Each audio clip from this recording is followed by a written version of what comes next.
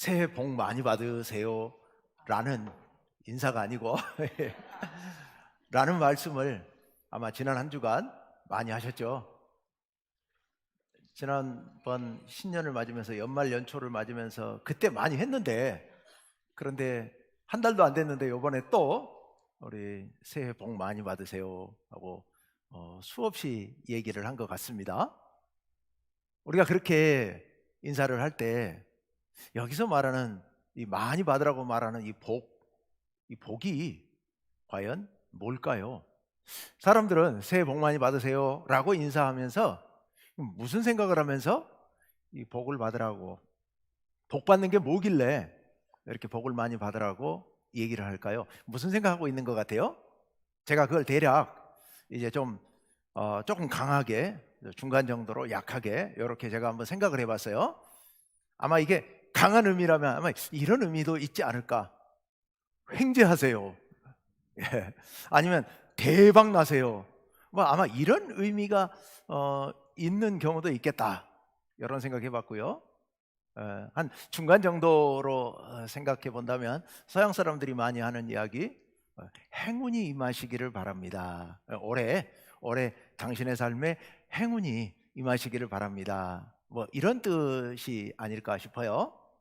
네, 그건 이제 좀 약하게, 우리 가장 일반적인 의미로 얘기한다면 올 한 해도 무사무탈하게, 건강하게 그렇게 사세요 라는 아마 이런 의미도 아마 포함되어 있지 않을까. 아마 세 번째 의미가 제일 좀 크겠죠. 그런데 복 많이 받으세요 라고 그렇게 그런 복을 받으라고 이야기할 때 그 복은 도대체 누가 주는 걸까요? 누가 그 복을 주시기를 바랍니다 이렇게 우리가 축복을 하고 빌어주는 걸까요? 이거 세상 사람들이 그냥 막 쓰는 말인데 그들은 무슨 생각을 하면서 누가 그 복을 줄 거라고 생각하면서 이런 인사말을 건넬까? 뭔가 누군지는 알 수 없지만 뭔가 어떤 기운이, 어떤 힘이 있어서 뭐 누구 말대로 우주의 기운이든 뭐든 간에 뭔가가 와서 그렇게 하기를 바라는 그런 마음들이 속마음에 있겠지요. 이제 그들 안 믿는 분들 그들 얘기입니다. 자, 그런데 우리 동양에서는 이제 되게 전통적으로 이제 복 그러면 보통 이제 오복 뭐 이런 얘기들 하지 않습니까? 뭐 전통적으로 서경에 보면은 이제 다섯 가지 복, 오복 얘기를 하고 있는데 뭐 수, 또 수라고 하는 것은 뭡니까? 이렇게 오래 사는 거요. 그다음에 부자 되는 거, 부자 되는 거. 그리고 강령, 그래서 건강한 거. 또 유호덕, 덕을 쌓고 사는 거. 그리고 마지막에는 우리가 세상에 살면서 끝까지 죽을 때 잘 죽는 거, 이런 걸 이제 복이라고 얘기를 합니다. 다섯 가지 복. 또 그 밖에도 어떤 사람들은 거기다가 또 다른 것을 집어넣기도 합니다. 다른 걸 집어넣어서 이 땅에 살면서 이렇게 여러 가지 것들을 이것저것 사람들이 집어넣어서 얘기를 하죠. 에, 예를 들어 뭐 치아가 건강한 것도 오복 중에 하나다, 뭐 이런 말도 하고요. 그렇습니다. 그런데 세상 사람들은 그런 복들을 얘기하는데 우리 성경에도 보면은 복이 나와 있습니다. 성경에 나와 있는 복, 특별히 오늘 봉독한 말씀, 팔복이라고 하죠. 팔복. 네. 마태복음 5장, 6장, 7장을 산상설교 또는 산상수훈이라고 얘기를 해서 복음서 중에서 또는 성경 중에서 가장 중요하게, 가장 좋은 말씀으로, 귀한 말씀으로 우리가 여기는 말씀입니다. 예수님께서 설교하신 내용을 이렇게 묶어서 산상설교로 기록해 놨죠. 그 중에서 이제 오늘 봉독한 말씀이 들어있는 마태복음 5장 1절부터 12절까지, 여기 보면 복이 있나니 라는 말씀이 9번 나옵니다. 9번. 그런데 이제 팔복이라고 얘기를 하죠. 맨 마지막 것은 좀 이제 앞에 거에 대한 부연 설명으로 생각을 해서, 그래서 그거는 빼고 8가지 복, 팔복이라고 얘기를 합니다. 예수님께서 제자들에게 말씀하신 8가지 복, 그럼 그 복은 뭘까? 앞에서 아까 얘기했던, 우리가 인사할 때 새해 복 많이 받으세요 라고 할 때 얘기했던 그 복과 같은가 다른가? 무엇을 예수님께서는 복이라고 말씀하셨을까? 예수님께서 9가지 복을 말씀하셨는데 우리가 들어보면 조금 이해 안 되는 대목들도 있습니다. 왜 이해가 안 될까? 그들과 우리의 문화 차이이죠. 예수님의 그 말씀을 직접 들었던 사람들은 전혀 이상하게 받아들이지 않았고 그걸 당연하게 그냥 아무 거리낌 없이 다 받아들였는데, 우리한테는 그게 무슨 말씀이지? 조금 애매합니다. 이유는 그들만의 독특한 문화가 있었기 때문이고, 거기 나와 있는 사람들은 대부분 다 오래전부터 역사적 전통적으로 유대인들 하나님을 섬기던 사람들이었기 때문에 그들의 기본적인 생각 자체가 우리와 많이 달랐죠. 그래서 예수님의 말씀 이 8가지 복을 우리가 그냥 보면 무슨 의미인지 사실 정확하게 이해하기가 어렵습니다. 그래서 우리가 이 말씀을 좀 깊이 살펴볼 필요가 있죠. 오늘 예수님께서 8가지 복을 말씀하셨는데 그 서론 배경으로 1절에서 이렇게 말씀하고 있습니다. 자, 1절. 예수께서 무리를 보시고 산에 올라가 앉으시니 제자들이 나온지라. 예수님께서 복음을 전하기 시작하면서 병자들을 치유하고 하자 많은 사람들이 예수님의 소문을 듣고 예수님께 모여들기 시작했습니다. 수많은 무리가 예수님 가는 곳곳마다 따라다닙니다. 어느 날 예수님께서 좀 쉬고 싶으셨던지 산으로 올라가셨습니다. 그런데 무리가 예수님 산에 가시는 것 보고 산으로 올라옵니다. 그 무리가 예수님을 따라온 걸 보고 예수님께서 자리를 잡고 앉으셨습니다. 이제 유대인들 중에 랍비들이 제자들을 가르칠 때 보통 이렇게 앉아서 가르치니까 예수님께서도 아마 바위나 아니면 얕은 언덕 위에 앉으셨겠죠. 그랬더니 제자들이 나왔다. 제자들이 나왔다 했을 때 이때 제자들은 12명의 제자만을 말하는 게 아닐 겁니다. 그 밖에 예수님을 따르는 수많은 무리들을 얘기할 겁니다. 그들이 예수님 앞에 쫙 앉았습니다. 예수님 무슨 말씀하시려고 저리 자리를 잡으셨을까 싶어서 쫙 나와 앉았겠지요. 그때 예수님께서 이제 말씀하시기 시작하십니다. 여기서 나온 말씀이 8가지 복이에요. 자, 생각해 보세요. 여러분, 8가지 복, 성경에서 말하는 8복은 누가 누구에게 가르친 말씀이라고요?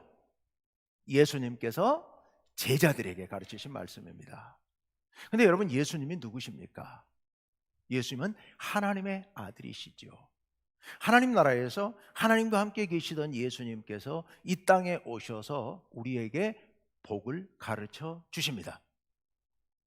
그렇다면 예수님께서 말씀하시는 이 복은 우리가 생각하는, 세상 사람들이 생각하고 세상 사람들이 말하는 복과는 차원이 전혀 다른 겁니다. 예수님께서 말씀하시는 복은 하나님 나라의 복입니다. 하나님 나라를 경험하신, 하나님 나라에 계셨던 예수님께서 이 땅에 오셔가지고 제자들을 가르치시는데 그 가르치시는 말씀의 초점은 대부분 하나님 나라에 맞춰져 있거든요. 그러니까 지금 예수님께서 말씀하시고자 하는 이 8가지 복도 하나님 나라의 복들이기 때문에 이 땅에서 우리가 생각하는 그런 복들과는 차원이 전혀 다른 겁니다. 그렇기 때문에 우리는 이 복이 무엇인지를 깊이 깨닫고 우리도 그 복을 얻어야 될 줄로 믿습니다. 우리가 그 복을 받아 누려야 돼요. 그게 우리 신앙생활하는 사람들의, 하나님을 믿고 예수님을 믿는 사람들이 추구해야 될 그런 복이죠.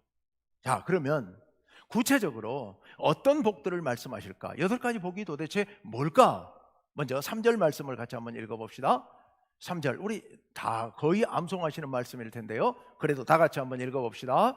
심령이 가난한 자는 복이 있나니 천국이 그들의 것이며. 아멘. 천국이 그들의 것이다. 천국이 뭐예요? 하나님 나라. 하나님 나라. 하나님 나라가 그들의 것이다. 그 다른 말로 바꾸면 천국 간다는 얘기예요. 또 다른 말로 바꾸면 구원받는다는 얘기죠. 그래서 영생을 얻는다, 이런 말씀입니다. 영생을 얻는다, 구원을 받는다, 하나님 나라에 간다, 하나님 나라에서 영원히 살 수 있게 된다. 이게 첫 번째 복이에요. 여러분, 이 복이 첫 번째 복이 될 만합니까? 그렇죠. 세상에 뭐 오래 살고 부자로 살고 건강하게 살고 뭐 그게 중요한 건 아니잖아요. 영원한 하나님 나라에 들어가서 거기서 영원한 생명을 누릴 수 있게 된다면 그보다 더 큰 복이 어디 있겠습니까? 이건 최고의 복이죠. 그럼 두 번째 복은 뭘까요? 4절 말씀. 애통하는 자는 복이 있나니 그들이 뭘 받을 것이다? 위로를 받을 것이다. 여기 애통한다는 얘기가 운다는 얘기거든요. 슬피 운다는 얘기거든요. 그런 사람에게 복이 임하는데 어떤 복이 임하느냐? 위로의 복이 임한다는 겁니다. 그런데 여기서 위로의 복이라는 것은 어떤 복을 얘기하느냐? 슬피 우는 사람을 우리가 찾아가서 위로해 주는 것도 도움이 되겠지만 진정 우리 인간에게 있어서 이 슬픔, 우리의 영혼의 깊은 슬픔, 상처, 아픔, 이 세상 속에 살아가면서 입은 수많은 상처들로 인해서 슬프고 어둡고 우울한 우리들, 이 슬픔을 진정 위로해 주는 것은 하나님의 위로인 줄로 믿습니다.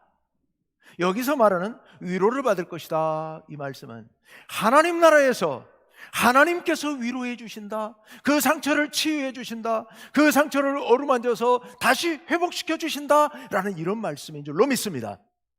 그렇기 때문에 위로를 받는다고 하는 거, 여러분, 우리 세상 사람들이 이 말씀을 들으면요, 이 얘기를 들으면 그게 뭐 위로 정도 별거 아닌 것으로 생각할 수 있겠습니다만은 우리 믿는 사람들 입장에서 이 위로를 받는다고 하는 것이 얼마나 큰 복인지, 이거 우리 깊이 깨닫고 이 복을 우리 사모해야 될 줄로 믿습니다.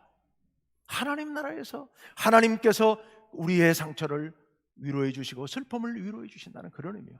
세 번째 복, 5절 말씀 볼까요? 온유한 자는 복이 있나니 그들이 무엇을 받게 될 것이다? 땅을 기업으로 받을 것이며, 땅을 기업으로 받는다 라고 말씀하십니다. 온유한 사람은 땅을 받는답니다. 땅 별로 없으시죠? 땅 많이 갖고 싶으시죠? 누군가 그런 얘기하는, 야, 땅 사고 싶어.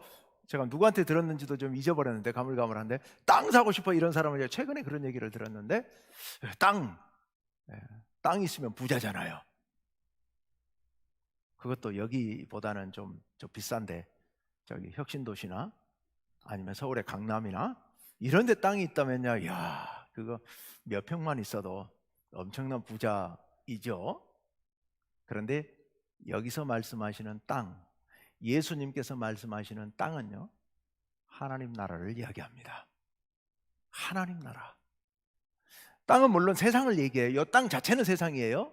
그런데 예수님께서 말씀하시는 하나님 나라는 저 하나님 나라도 물론 말씀하시지만 이 땅이 포함되어 있습니다. 이 세상도 하나님 나라로 변화시키시기를 바라시는 겁니다. 그런 의미에서 예수님께서 여기서 말씀하시는 기업으로 받을 땅은 바로 하나님 나라의 땅을 얘기하는 겁니다. 이 땅과 저 땅을 모두 아울러서 말씀하시는 하나님 나라를 얘기하고 있는 겁니다. 그러니까 1절에 있는 천국이라는 말씀과 여기는 땅을 기업으로 받는다는 말씀은 본질적으로 같은 말씀인 겁니다.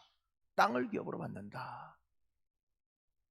네 번째 복, 6절 말씀. 의에 줄이고 목마른 자는 복이 있나니 그들이 어떻게 될 것이다? 배부를 것입니다. 줄이고 목마른 사람이 배부른다. 줄이니까 그 배를 채워주신다는 거예요. 근데 뭐에 줄여요? 밥을 못 먹어서 줄이는 게 아니고 뭐에 줄인 사람? 의에 줄이고 목마른 사람에게. 여기서 말하는 의, 이것은 하나님의 구원을 얘기합니다. 하나님의 구원. 하나님께서 구원해 주시기를 갈망하는 사람에게는 하나님께서 그를 배부르게 해주신다, 그를 구원해 주신다, 그에게 구원의 은혜를 베풀어 주신다, 이런 뜻이거든요. 그러니까 배부를 것이다, 하나님께서 그를 구원해 주신다, 이런 의미입니다.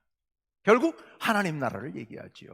그러니까 여기 말하는 첫 번째, 두 번째, 세 번째, 네 번째 복을 한마디로 말씀드리면 하나님 나라를 얘기하는 겁니다. 근데 여기만 얘기하는 게 아니에요. 오늘 6절까지만 보겠습니다. 너무 길어서 오늘 6절까지 하고 다음 주에 7절부터 말씀을 드리려고 그러는데, 그런데 7절에 보면은 어떤 말씀이 있냐면 긍휼히 여기는 자는 복이 있나니 긍휼히 여김을 받을 것이라고 얘기합니다. 이 긍휼히 여김을 받는다는 것도 하나님께서 우리를 긍휼히 여기신다는 그런 뜻이고요. 그리고 여섯 번째 복이 뭡니까? 마음이 청결한 자는 복이 있나니 하나님을 볼 것이다라고 말씀하십니다. 하나님을 보는데 어디서 볼까요? 하나님 나라에 가서 하나님을 만나 하나님 앞에서 우리 함께 생활하게 될 겁니다. 하나님의 얼굴을 뵙는다는 것도 역시 하나님 나라의 복을 얘기합니다. 7번째 복이 뭡니까? 화평케 하는 자는 복이 있나니 어떻게 된다고요?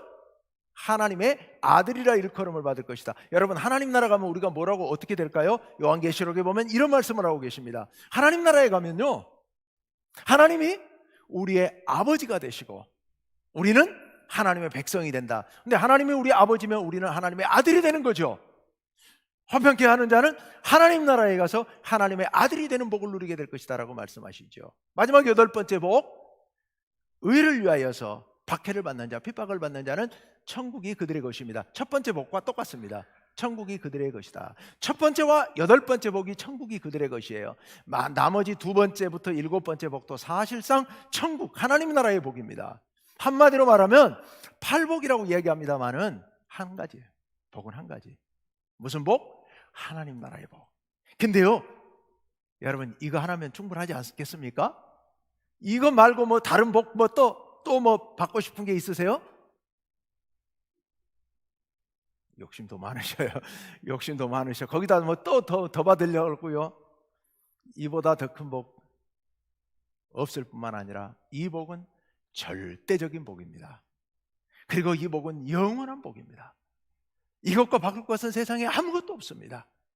그렇기 때문에 이 복을 받는다고 하는 것은요, 세상에서 가장 행복한 겁니다. 가장 행복한 거예요. 오늘 설교 제목이 나는 행복합니다. 우리는 이 행복합니다라고 고백하면서 살아야 되는 사람들입니다. 이 복을 받아 누릴 사람들이니까요. 그런데 이 복을 누가 받을까요? 이 복을 누가 받아 누린다고 말씀하실까요? 오늘 팔복 말씀들은 전부 다 뒤에 이 복이 이런 복을 받는다라고 말씀하시는데 그 앞에 보면 그 복을 받을 조건이 나와 있습니다. 그 조건이 사실 8가지예요. 팔복이라고 말씀하시는데 받는 복은 사실상 하나이고 하나님 나라인데 그 복을 받을 조건이 8가지가 앞에 붙어 있는 겁니다. 그러면 그 조건이 도대체 뭘까? 그 조건이 뭐였어요? 아까 첫 번째 복이 뭐였어요? 심령이 가난한 자. 심령이 가난한다라고 말씀하고 있는데 그 출발은 기본적으로 가난한 것에서도 출발합니다. 누가복음에서는 가난한 자가 복이 있다라고 말씀하시거든요. 가난. 여기서 가난이라는 것이 남들은 강남에 수백 평 땅이 있는데 나는 서신동 땅밖에 없어. 이게 가난한 거냐? 그건 가난한 거 아니에요. 여기서 말하는 가난이라고 하는 것은 먹을 것이 없어서 오늘 또 굶고 내일 또 굶을 수밖에 없는, 헐벗어서 추위에 덜덜 떨고 있지만 피울 연탄도 없고 입을 옷도 없는, 이 찬바람을 가려줄 집 한 칸 없는 이런 것을 가난한 것이라고 얘기를 합니다. 그럼 우리 여기 가난한 사람 계신가요? 거의 안 계실 줄로 합니다. 우린 탈락이에요. 두 번째 조건이 뭐였어요? 두 번째 조건이 애통하는 자예요. 슬피 우는 거예요. 너무 아프고 너무 괴로워서 울부짖으면서 고통스러워하면서 소리치며 우는 거, 이게 애통하는 거거든요. 근데 여기 그런 분 계시나요? 물론 살다 보면 가끔 그럴 때도 있죠. 어쩌다 한 번씩 너무 서럽고 뭐 어떻게 해야 될지 모르겠고 너무 아프고 그래서 고통당할 때가 덜어 있긴 하지만 우리가 늘상 그렇게 사는 건 아니지 않습니까? 우리는 애통하는 사람들 아니에요. 세 번째, 온유한 자. 여기 온유하다는 말도 번역을 온유하다고 번역을 해놨습니다만은 본래는 이 말씀도 너무 가난하다는 말이에요. 너무 가난해서 비천한 자라는 뜻입니다. 비천. 온유한 자라기보다는 비천한 자에 가까운 겁니다. 너무 천해요. 아무에게도 대접받지 못해요. 너무 가난하고 아무것도 없어서. 이게 온유한 자입니다. 여기 그런 분 계시나요? 안 계시잖아요. 네 번째, 의에 줄이고 목마른 자. 너무 가난하고 너무 천하고 너무 억울하고 어디 가도 하소연할 데가 없어가지고 누군가가 나를 좀 구원해 주기를, 이 고난의 수렁으로부터 나를 좀 건져주기를 간절히 구하는 거, 이게 의에 줄이고 목마른 거거든요. 여기 지금 그런 분 계시나요? 안 계시죠. 안 계시죠. 그럼 우리는 하나님 나라의 복을 받을 수 없다는 얘기인가요? 그 복은 우리 게 아니네요. 그런데요, 길이 있습니다. 그 좋은 복, 반드시 받아야만 할 하나님 나라의 복을 받을 길이 전혀 없는 것 아닙니다. 그 길이 어디 있을까요? 오늘 말씀 3절에 심령이 가난한 자는 복이 있나니라고 했는데, 이 심령이 가난한 자, 이 자가 도대체 누구인가? 우리가 이것을 좀 더 세밀하게 깊이 들여다볼 필요가 있습니다. 그래서 우리들도 그런 복을 받을 수 있어야 되겠습니다.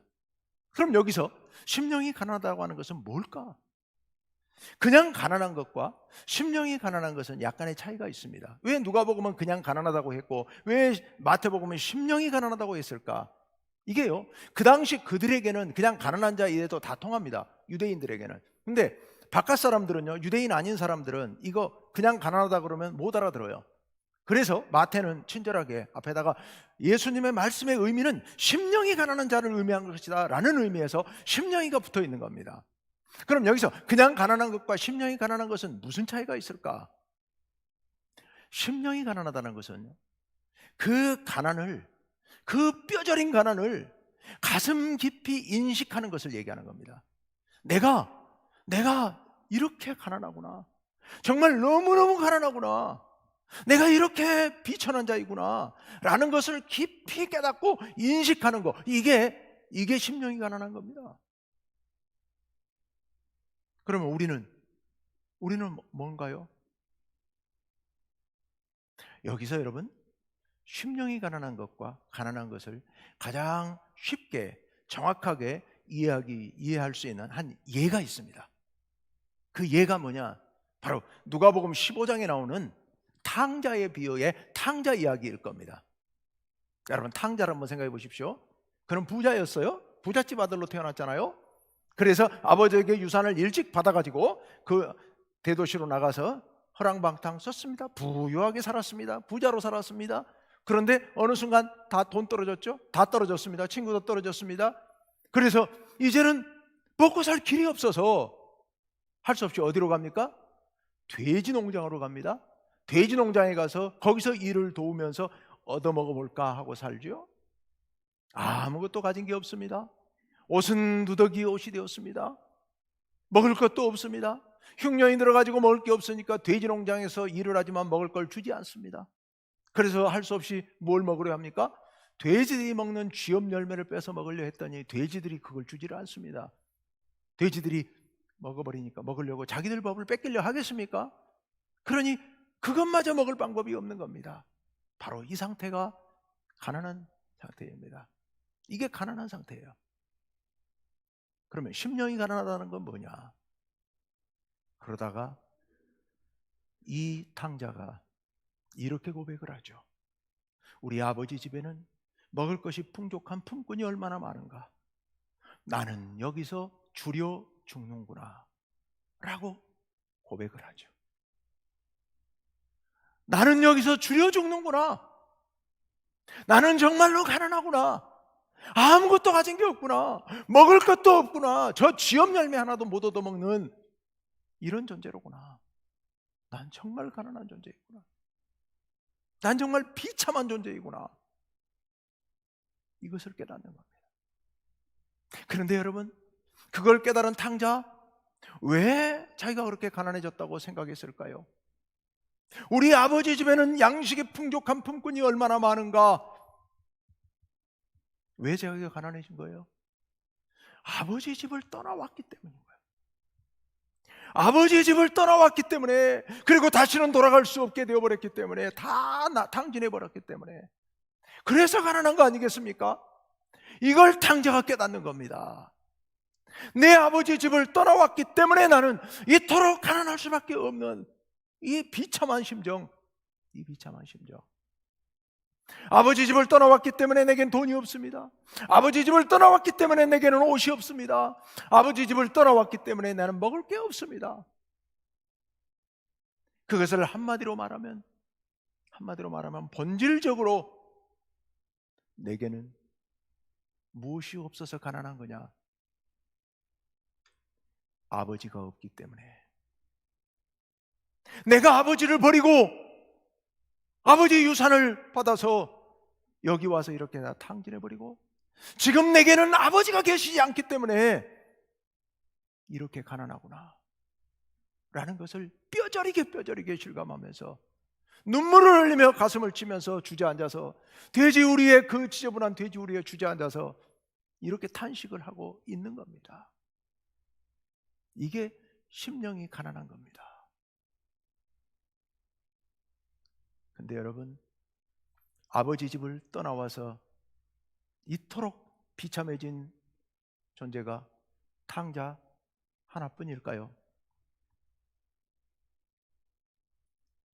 바로 우리들이 그런 신세 아닙니까? 하나님의 사랑을 등지고 하나님을 배반하고 하나님께 범죄하고 하나님께 쫓겨나서 떠나서 이 땅에 와서 하나님을 버리고 떠나와서 죄악된 세상 가운데서 탈탈 털리고 아무것도 없이 다 털려버리고, 그리고 날마다 상처 입으면서 날마다 고통 속에 뒹굴면서 세상에서 구걸하면서 돼지가 먹는 그 음식을 구걸하면서 그렇게 살아가고 있는 게 바로 우리들 아니겠습니까? 우리가 영적으로 하나님을 떠났기 때문에 이제 우리의 삶에 하나님이 없기 때문에 우린 너무도 궁핍해져 있고, 너무도 비참해져 있고, 너무도 배고프고, 너무도 춥고, 우리가 가진 게 뭐 있겠습니까? 우리가 가진 게 아무것도 없는 거예요. 아무것도 없는 거예요. 이것을 철저하게 처절하게 깨닫는 것이, 이게 심령이 가난한 사람입니다. 이게 심령이 가난한 사람이에요. 예수님께서 뭐라고 말씀하십니까? 그런 사람이 복이 있다라고 말씀하십니다. 복된 사람이다. 천국이 그들의 것이다. 아니 어찌 그가 천국을 갈 수 있겠습니까? 이런 사람이요. 여러분, 탕자가 돼지우리에 주저앉아서 이런 탄식을 토해내면서, 그는 자신의 상태가 이토록 비참한 상태라는 것을, 그리고 그 원인이 아버지를 잃어버렸기 때문인 것을 깨달은 뒤에 그는 어떻게 합니까? 결국 그것을 깨달은 사람은 돌아갈 수밖에 없는 겁니다. 내가 가서 분팔이라도 해야 되겠다, 종살이라도 해야 되겠다, 아버지 집에 가서요. 이런 심정으로 결국 아버지께로 돌아가지 않습니까? 여러분, 이렇게 심령이 가난한 사람은 본인이 얼마나 비참한 신세라는 것을 이렇게 깊이 깨달은 사람은 결국 돌아갈 수밖에 없는 겁니다. 우리가 그렇게 가난한 사람이라면 우리는 하나님께로 나아갈 수밖에 없는 겁니다.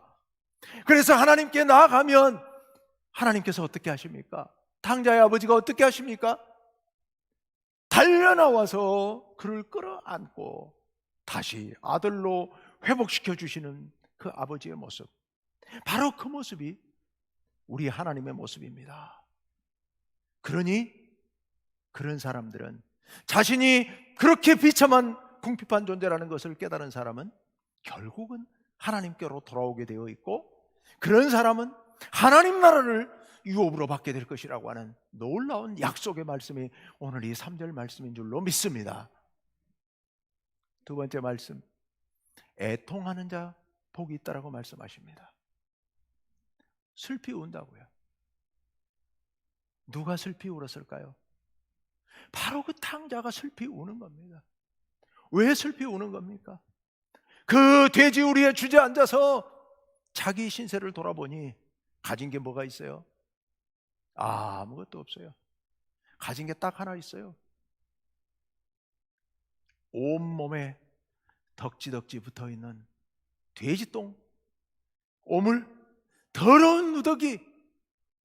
이게 뭡니까? 죄악의 흔적들이에요. 죄악의 흔적들. 온몸에 덕지덕지 붙어있는 이 냄새나는 죄악의 흔적들, 이거밖에 없는 거예요.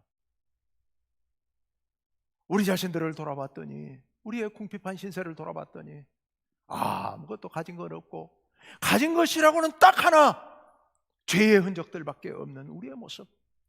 그것을 돌아본 심령이 가난한 사람은 하나님 앞에 회개하며 통곡하면서 울부짖을 수밖에 없는 겁니다. 용서해 주옵소서. 나를 용서해 주옵소서.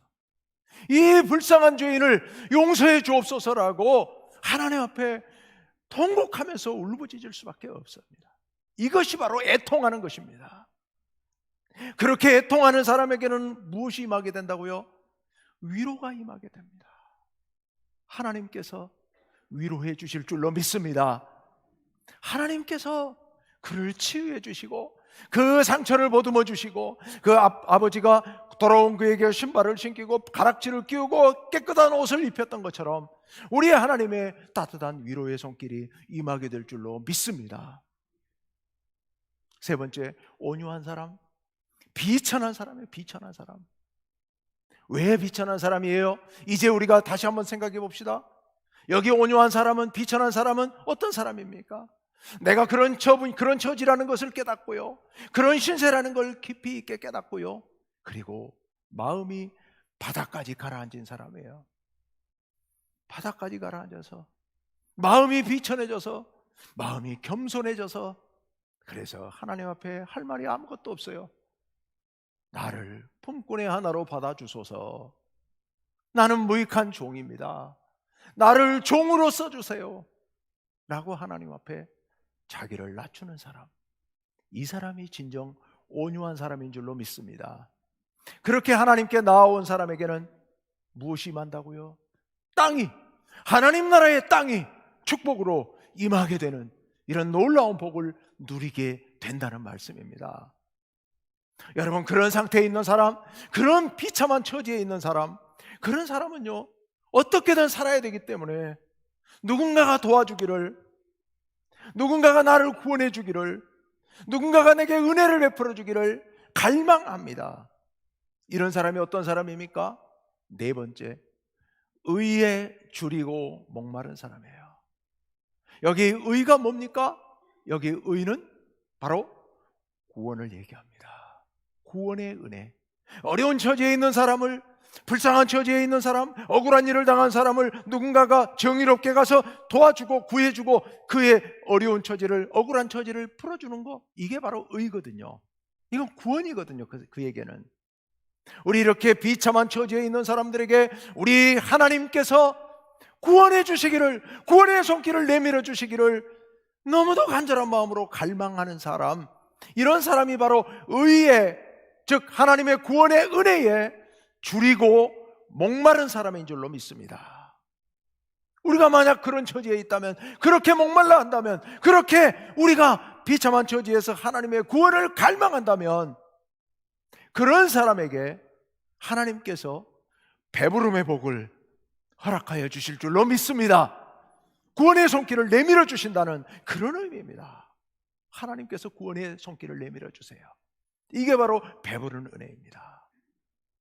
여러분, 심령이 가난한 자, 애통하는 자, 온유한 자, 의에 줄이고 목마른 자는요, 오늘 제가 쭉 말씀을 드렸습니다만 이 말씀을 다 기억하기는 어렵겠죠. 이 말씀을 여러분 쉽게 응용할 때 이렇게 하시면 아주 간단합니다. 자, 팁을 하나 드려요. 앞에다가 하나님 앞에서 라는 두 단어를 딱 붙이면 기억이 나시고 좀 이해가 되실 것 같아요. 하나님 앞에서 심령이 가난한 자는, 하나님 앞에서 애통하는 자는, 하나님 앞에서 온유 겸손한 자는, 하나님 앞에서 의에 줄이고 목마른 자는 복된 사람이다. 행복한 사람이다. 그런 사람에게 어떤 복이 임하게 된다고요? 하나님 나라가 임하게 될 것이다. 하나님의 위로와 하나님께서 주시는 하나님 나라의 땅과 하나님 나라에 하나님께서 주시는 배부름의 복이 풍성하게 임하게 될 줄로 믿습니다. 그러면 우리 받을 자격이 있나요? 그렇죠. 예, 우리도 하나님 나라의 이 놀라운 복을 받을 자격이 있습니다. 가능성이 있어요. 가능성이 있어요. 어떻게 하면요?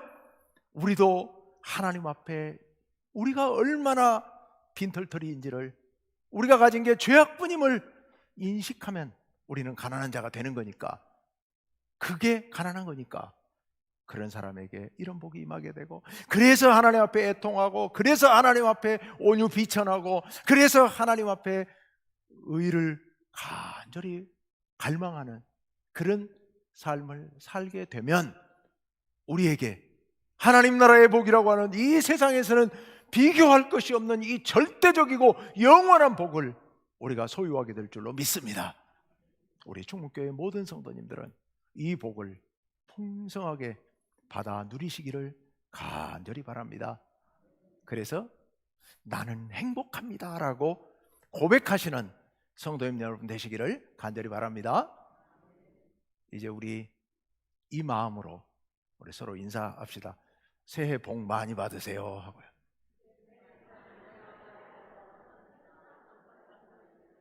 예, 이 복의 의미를 잊지 마시고요.